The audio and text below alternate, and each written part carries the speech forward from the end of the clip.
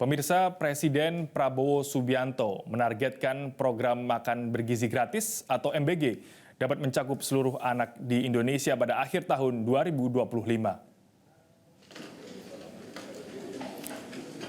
Presiden menjelaskan penyebaran program MBG akan dilakukan secara bertahap.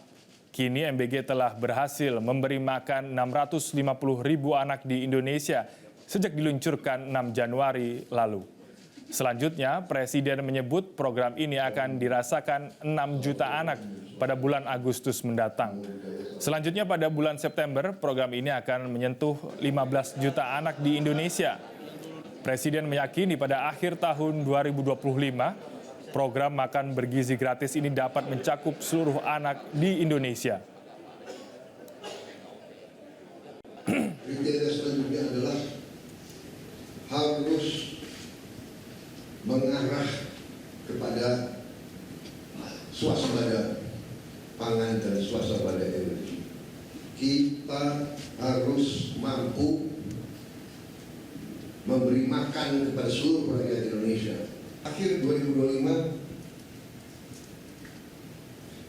target kita adalah semua anak-anak Indonesia bisa dapat makanan. Jelajahi cara baru mendapatkan informasi. Download Metro TV Extend sekarang.